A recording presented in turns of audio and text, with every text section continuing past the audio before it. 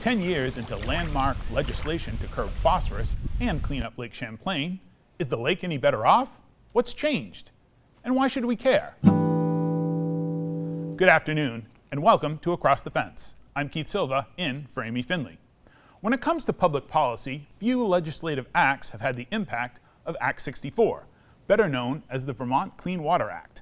A decade ago, this set of regulatory, fiscal, and planning policies established how to protect, maintain, enhance, and restore Vermont waterways, primarily Lake Champlain. 10 years into the plan, the question is simple. Is it working? To unpack this loaded question, we're joined by Laura DiPietro, the director of the Vermont Agency of Agriculture, Food and Markets Water Quality Division, and Anna Hoppy, a junior at UVM majoring in environmental science, who interned with the agency to create a story map which details these efforts. Welcome to both of you. Thank you. Laura, let's begin with you. What was the problem that brought about the Clean Water Act? Sure. Well, lots of people like Lake Champlain, and there's some phosphorus that can create algae blooms in the lake. And therefore, it drove the EPA to look at the TMDL and make revisions to increase the reductions that were necessary to achieve it, because they recognized that the levels that were in the previous plan were not appropriate. TMDL. Yep.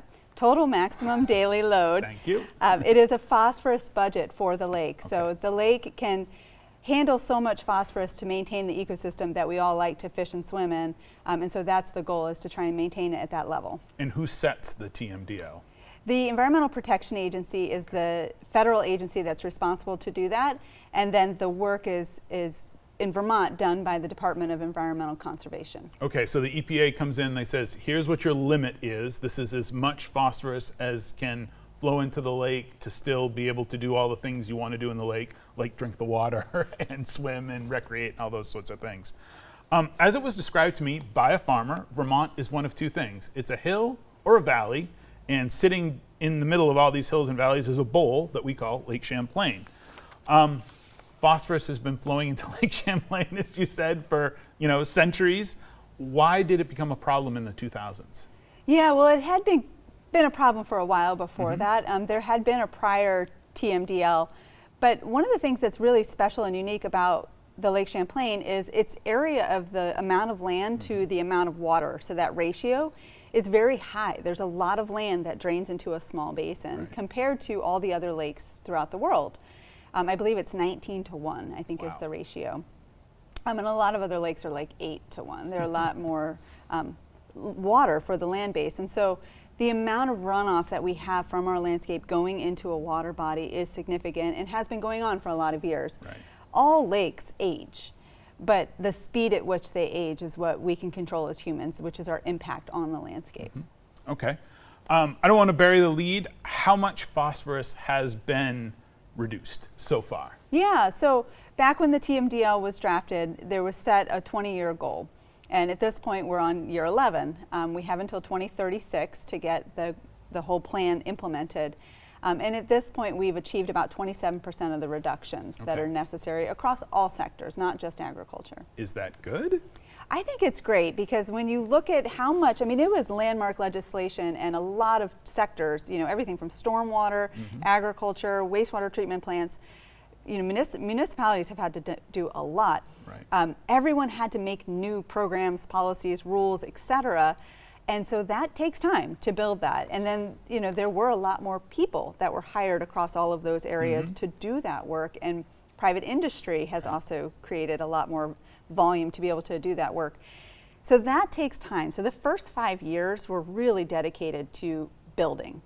And so now, we're in implementation mode. And what I think you're seeing is that the implementation mode is going, and it's going strong. So while it isn't, we're halfway through, we're halfway with the reductions, I think that makes sense based on what was necessary. So arrow pointing up from here on out. Yeah, there's still plenty of work to do, and we all have to keep working hard. Right. Which brings Anna into our conversation. You researched phosphorus inputs and developed the story map, which we'll talk about in a second. Awesome internship. Yes, it was an awesome internship, and I'm really grateful to the agency and the Rubenstein School at UVM for making it happen. And I learned a lot about phosphorus. I feel like previously I had like half of the story, right? Like I knew agriculture was accounting for a lot of the phosphorus inputs into the lake, but I hadn't really realized that agriculture was also accounting for the vast majority, I think like 84% of the reductions that we've seen so far. So farmers are really working hard to reduce their inputs. How would you describe a story map? What would you say it is? I would describe it as kind of like a blog. Okay. So it's a website where you can see maps and data visualized, because like this story is really spatially grounded. You know, we're talking about our lake and our landscape. And I would think of it as like a deep dive for anyone who really wants to learn more about phosphorus coming into our lake and what the agricultural community is doing. So a student like me, a legislator, a curious Vermonter, really anybody looking for more information. And Laura, you said this was in the early days of the process. There was a lot of honestly a lot of sort of hemming and hawing. How do we know this is going to happen? Where's the transparency? And here's the transparency, right? Yeah, no, I mean, it's been great what Anna has done, because the history is really important to gather and to collect. And so this story map is really full of a lot. You've accomplished so much to put together the pieces, because the agricultural community, the story map is based solely on agriculture for the most part. It does touch on other areas and there are links to other sectors. But the agricultural community has done a significant amount of work, and to really document that progress is just really important from our perspective. And it's pretty cool. I mean, I looked through it several times as I was coming up through with the script. You weren't just crunching numbers and building websites or whatever you want to call it, Anna. You also got to talk to farmers. What did you take away from that experience? Yeah, I think what I noticed is like, yeah, I was crunching a lot of numbers like you said, but the stories that they shared with me and their perspectives really matched what I was seeing in the data, and that like farmers really do care about protecting the environment, whether that's reducing phosphorus or like building a pollinator hotel and doing a study on native insects. Like they are here to take care of their landscape, whether they're a farmer who has been continuing a tradition of generations of farming or if they're restoring like an old farmland.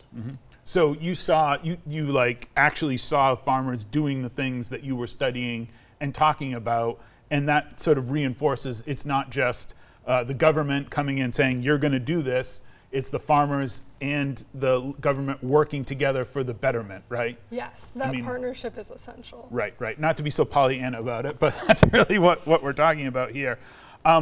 Laura, one of the largest regulations that was put in place were raps. It's not music, nobody's singing, nobody's rhyming. What are raps? Required agricultural practices. So they were in place before, but the legislature required us to revise them. And the process to revise them actually included working with a variety of stakeholders to figure out what could we do to make improvements so that we could achieve these new goals. And so the legislature embodied those and put them into law. It required, like for instance, the erosion rate that farmers were previously allowed to do, we cut it in half. The nutrient management plans, or plans that farmers have to allocate their nutrients, that went and got pushed down to even smaller size farmers. There had never been requirements for buffers, so grass strips on ditches at all, and so those became required. So there were a lot of changes that were pretty significant on the landscape and really had a big improvement. I think one of the biggest changes that average people can see is when you drive down Route 7, drive through Addison County. It used to always be in the wintertime, the ground was brown. Now the ground is green because of cover cropping. Yeah, cover cropping is huge. And I remember, I'm starting to date myself, but I've been here long enough that I remember people saying they couldn't do cover cropping. It wasn't suitable for this climate, for how short the growing season was, how heavy some of the soils were. But actually UVM Extension, part of that partnership, really did applied research on the ground and brought technology here to help farmers see that you can do this. And now it's one of the fastest implemented projects on the ground that account for the majority of the reductions. And so it's an important practice that it has to be done every year. Right. And obviously weather really can impact the effectiveness of it.